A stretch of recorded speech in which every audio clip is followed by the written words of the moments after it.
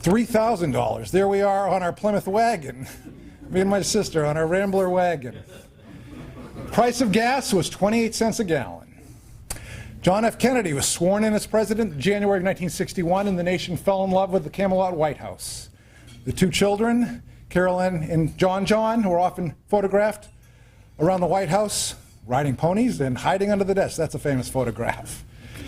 On May 19th of 1962, Marilyn Monroe made history by singing a very sultry happy birthday to the president, and she was found dead 3 months later under suspicious circumstances. Who knows? The major news story for the year, obviously, if you remember 1962, was the Cuban Missile Crisis. A tense 13-day political and military standoff in October and November of 1962. The dispute erupted over the installation of nuclear-armed missiles in Cuba just 90 miles from Key West. In a TV address in October, President Kennedy notified Americans about the presence of the missiles, explained his decision to enact a naval blockade around Cuba, and made it clear the U.S. was prepared to use military force if necessary. Following the news, the world sat on edge as Soviet leader Nikita Khrushchev and President Kennedy waited for the other to blink. Disaster was averted when Khrushchev agreed to dismantle the weapons. For his efforts, Kennedy was named Man of the Year by Time magazine. It was just 1 year later in November 22nd of 1963, that the world came to a standstill after the news of Dallas. And that was a very memorable moment for all of you who remember it. I was 1 year old. I don't remember it. And once again, Time magazine had the cover of another John Kennedy on the cover, a different John Kennedy. In the national news, segregation in the South was a major news story throughout the summer of 1962 as segregation continued to broil. When James Meredith attempted to enroll at Ole Miss, rioting began on campus, and a force of more than 3,000 soldiers fired rifles and hurled tear gas grenades to stop the violent demonstrations. 75 people were injured and 2 black men were killed in the rioting. On February 20th, John Glenn became the first American to orbit the Earth.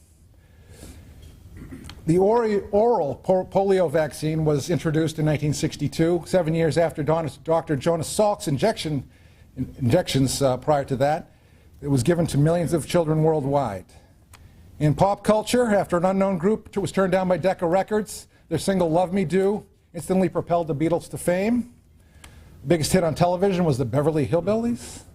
The first of the James Bond movies came out. Dr. No was an instant success, and Johnny Carson premiered as the host of The Tonight Show. In sports, I think we've heard about this lately because it was the anniversary just a week or so ago, Wilt Chamberlain scored 100 points in an NBA game at Hershey, Pennsylvania. In the NBA playoffs, the Boston Celtics, Ross, right? Not the Celtics, won their 4th of 8 straight world championships. There's a picture of Bill Russell and Red Auerbach. The hated New York Yankees won their 2nd straight World Series, defeating Willie Mays and the Giants. Boo, boo, boo. The New York Mets came in last place in their very first season under Casey Stengel. In soccer, a young sensation named Pele brought Brazil to the World Cup championship. In Portland, Maine, Congress Street was a bustling metropolis. You can see Congress Street was the place to be in 1962. And interestingly, I found this picture. This is Post Office Park at the corner of Exchange and Middle. A beautiful post office sat there. Now it's a park next to Tommy's Park, Tommy and Post Office Park. That's a beautiful building that was torn down around that era. In December of 1962, there was a 25-inch snowstorm.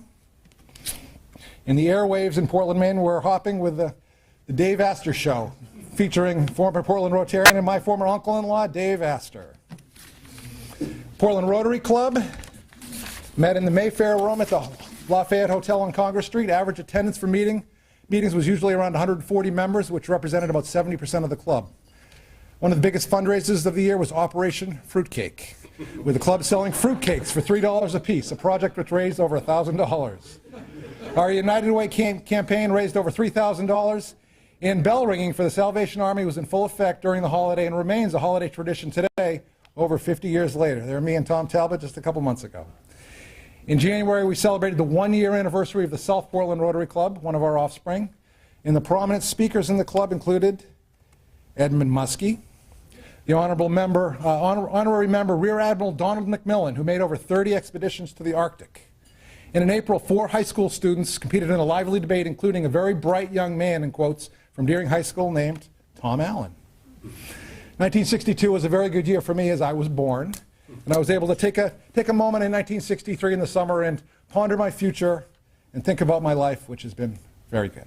Thank you.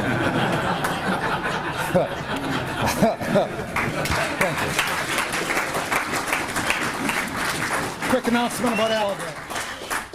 While I'm up at the podium, Peter wanted me to make a quick announcement about